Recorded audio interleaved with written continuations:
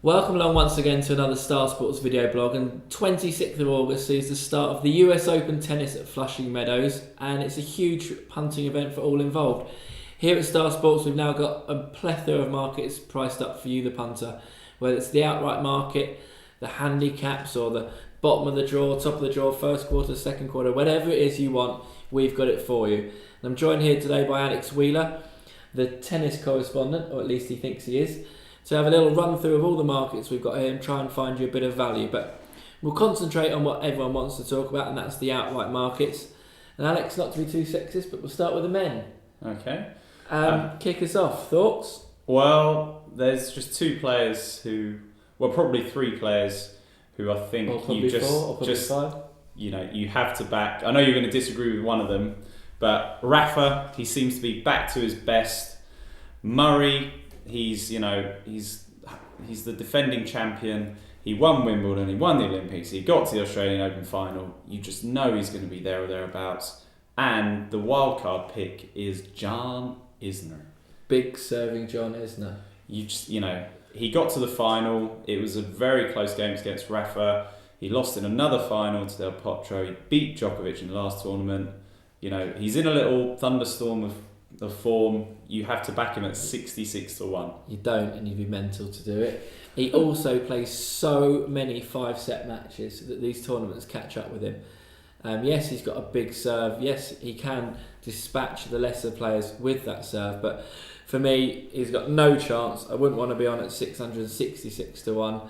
And I know I'm being coy here, but genuinely, he plays so many 5-set matches that these tournaments catch up with him, and I'd be surprised if he got to the semis. My biggest lay in the tournament would be Rafa Nadal, who is your other tip. I'm not doing this just to be controversial, but he was 12-1 after Wimbledon. He's now 5-2, just because he's won these two tournaments, which are lesser tournaments in Montreal and Cincinnati. He might very well win, but at 5-1 he might be a bet, but not for me at 5-2. Let's talk Djokovic, 7-4 favourite, most likely winner. I don't see how he's favourite. At worst, it should be him and Murray joint favourites. Yes, he's the world number one, but Murray's had the better of him in the last two finals. For me, he's a bit too short.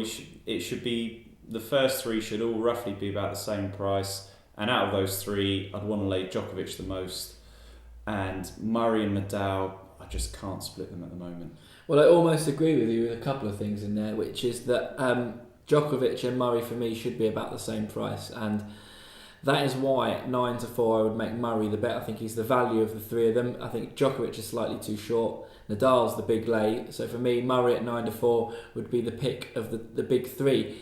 And it is now a big three, it is no longer a big four. Unfortunately not. James Bond himself, Roger Federer, is on the decline. Roger Moore has gone. Sean Connery has gone. And I think Roger is about to go west with them. Any signs, any hope for a Roger comeback? This is the Federer fan club, yeah, so if anyone can find reason for him to come back, it's hard to rule out a man with all the titles he's had.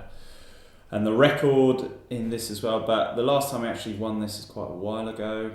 I just can't see it happening. Not with Rafa's return to form, the rise of Murray, and Djokovic is just Djokovic. It's too big an arse.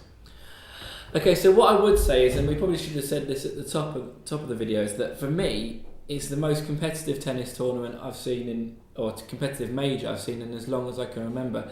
You can make a case for about 7 or 8 people, and the fact that for the last 5 years you couldn't make a case for more than 4 just shows that it is wide open. I know you're a big Isner fan. For me, I think Thomas Berdych is playing the best tennis of his career, and he would be the tip for a big price without a shadow of doubt.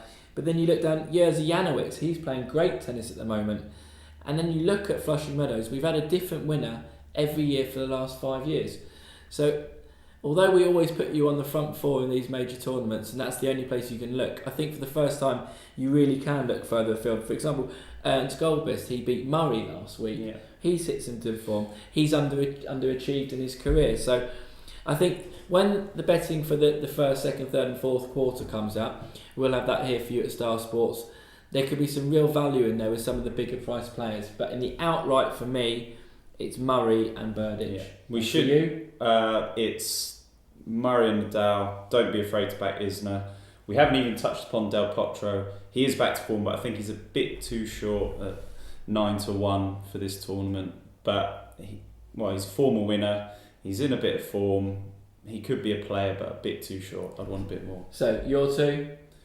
What? Nadal, Isner. Murray and Nadal. Isner wildcard factor.